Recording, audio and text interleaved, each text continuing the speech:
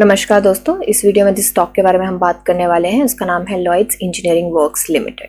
ये स्टॉक 51.20 के प्राइस पे ट्रेड कर रहा है। 1.54% का आज इसने डाउन मूव दिया था। इसको हम लॉयड्स स्टील इंडस्ट्रीज के नाम से भी जानते हैं, जो इसका पुराना नाम था, फिर इसका नेम चेंज होके लॉयड्स इंजीनियरिंग वर्क्स लिमिटेड हो गया था। सो मार्केट कैप इसकी 5,849 करोड़ की है एंड प्रमोटर होल्डिंग है इसकी 57.4%। इसकी फंडामेंटल वीडियो मैं ऑलरेडी बना चुकी हूँ। इन शॉर्ट बात करूं तो ये स्टॉक काफी स्ट्रांग है एंड बहुत पोटेंशियल है इसमें। मैं प्लेलिस्ट में फंडामेंटल वीडियो ऐड कर दूंगी, आप उसको जाके देख सकते हैं। अभी चलते हैं चार्ट के ऊपर। तो जो ये वीडियो फर्स्ट टाइम देख रहे हैं उनको मैं बता दूं कि यहाँ पे मैंने एक इंडिकेटर लगाया है रेंज का एंड एक ऑसिलेटर लगाया है, वो है RSI का। ठीक है, ये जो मैंने यहाँ पे प्राइस रेंज बनाई है वो बनाई है जो इसका पुराना पैटर्न है और ये रेंज से निकलने के बाद क्या करता है। ठीक है, तो पहले जूम करके देख लेते हैं कि मार्केट में पहले क्या हुआ है। ठीक है, ओके, तो चलते हैं। देखिए मार्केट में ये यहाँ पे 6 महीने बाद SM4 से निकल के SM4, 3, 2 एंड स्टेज 1 पे है अभी लॉन्ग टर्म की एंड वहां से इसको निकलने में minimum 5 days and maximum 15 days लगेंगे। तो मेरे को लगता है कि अभी टाइम है इसको निकलने में। उम्मीद थी कि इस फ्राइडे को निकल जाएगा क्योंकि लास्ट फ्राइडे को स्टेज 2 से स्टेज 1 में आया था एंड इसका सर्किट भी 5% से 10% का हो गया था। ठीक है, तो उसकी बात करें तो देखिए फरवरी ट्यूसडे को, मंडे को इसने कोई मूव नहीं दिया था, अच्छा 2% का ही दिया था एंड ट्यूसडे को इसने काफी अच्छा मूव दिया था, अपर सर्किट में लॉक हुआ था, 10% का मूव दिया था। वेडनेसडे को ये इसकी गैप अप ओपनिंग हुई थी बट ऊपर इसने सस्टेन नहीं किया, बट 4.5% का इसने मूव दिया था। उसके बाद 2 दिन ये लगातार गिरा है। देखिए अगर आप इस स्टॉक को फॉलो करते हैं तो मैंने पुरानी वीडियोस में भी बोला है कि अच्छी बात है कि ये अभी मूव नहीं दे रहा, क्योंकि अगर अभी ये अच्छे मूव देगा तो इसका 20% का प्राइस बैंड नहीं हो पाएगा क्योंकि फिर से SM की लिस्ट में चला जाएगा। ठीक है, तो ये एक अच्छी भी बात है क्योंकि इससे हमें आगे के 20% के बैंड के मूव देखने को मिल सकते हैं, फिर 10% का, फिर उसके बाद कहीं जाके 5% का होगा। ठीक है, तो देखिए अभी मार्केट में मुझे लगता है कि ये ना यहाँ पे स्ट्रॉन्ग सपोर्ट, पहले ये रेजिस्टेंस थी, अब ये स्ट्रॉन्ग सपोर्ट बना के इस लाइन को, मैं एक बार लाइन भी क्रिएट कर देती हूँ, यहाँ पे इस लाइन को ये स्ट्रॉन्ग सपोर्ट बना के अभी ट्रीट कर रहा है एंड यहीं पे ये सपोर्ट लेके मेरे को लगता है फिर से बाउंस बैक करेगा और अच्छे मूव दिखाएगा। और अगर आप टेक्निकली थोड़ा सा अवेयर हैं इस शेयर मार्केट के बारे में तो आपको पता होगा कि ये जो है ये पोलैरिटी चेंज है एंड पोलैरिटी चेंज जब भी किसी स्टॉक में होता है तो बहुत ही ज्यादा अच्छे मूव देखे जाते हैं। ठीक है, तो और स्टॉक भी काफी स्ट्रांग हो जाता है प्राइस वाइज। ठीक है, तो अब बात करते हैं कि क्या देखा जा सकता है। देखिए जब तक इसका 20% का बैंड नहीं होता मुझे लगता है छुटू पुटू चलता रहेगा, क्योंकि ना कंपनी चाहती है ना इन्वेस्टर्स चाहते हैं कि ये एकदम से भाग जाए और फिर 20% का बैंड ना हो।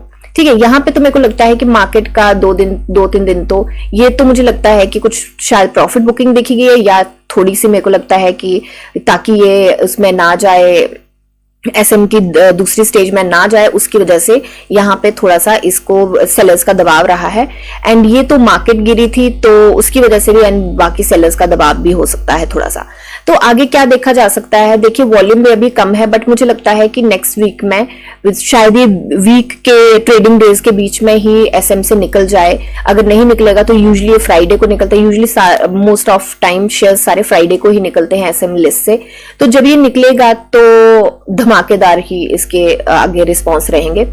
तो अभी के लिए बात करें तो मुझे लगता है एंट्री की बात करें तो मुझे लगता है कि मैं होती तो लॉन्ग टर्म शॉर्ट टर्म दोनों की एंट्री यहाँ पे बना लेती एंड पुराने पैटर्न एक बार स्टडी कर लेते हैं हम, उसके अकॉर्डिंग ही मैं आगे के टारगेट भी आपको थोड़े से डिस्कस करूंगी।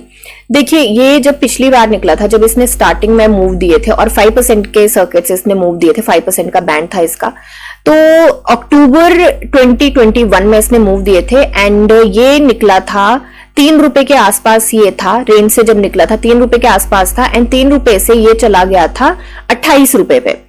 ठीक है, 28 रुपए के आसपास का इसने हाई लगाया था और कितने टाइम में लगाया था, सितंबर 30, मतलब अक्टूबर स्टार्टिंग से लेके जनवरी, अक्टूबर नवंबर दिसंबर जन 11 तक इसने वो रैली दी थी। तो मतलब 3 महीने का बहुत अच्छी रैली देता है।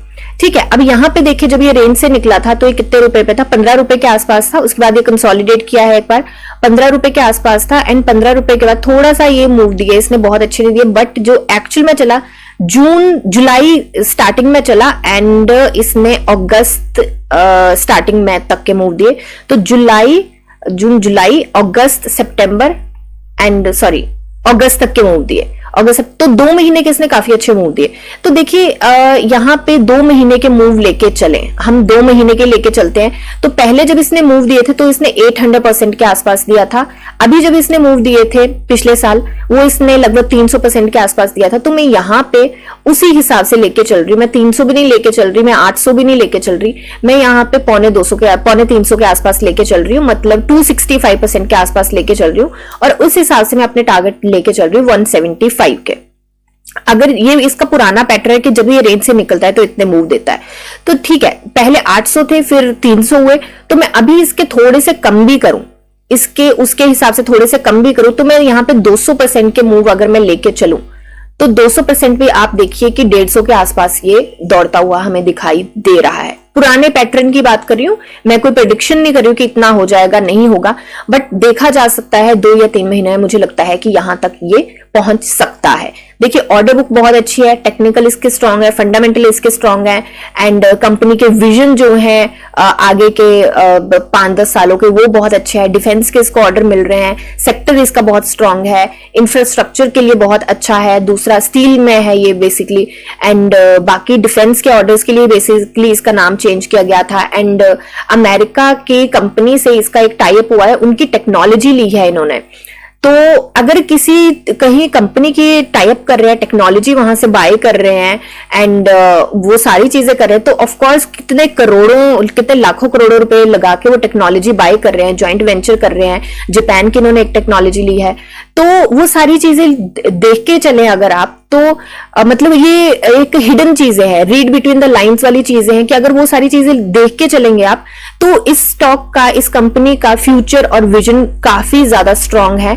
एंड मुझे लगता है कि आने वाले टाइम में अगर लॉन्ग टर्म में देखा जाए तो इसमें बहुत अच्छे रिटर्न्स आ सकते हैं। वैसे भी इसने पिछले 5 साल में 5000 कुछ % का रिटर्न दिया है, ठीक है, तो बहुत बड़ी बात होती है ये 5000 कुछ % का रिटर्न दे रहा, मतलब आप बैंक में एफडी रखो तो साल में कितना मिलता है, 6.5-7% मिलता है, तो 3 साल में कितना मिलेगा, 18% के आसपास मिलेगा आपको, राइट। तो आप खुद देखिए कि कितना ज्यादा फर्क है।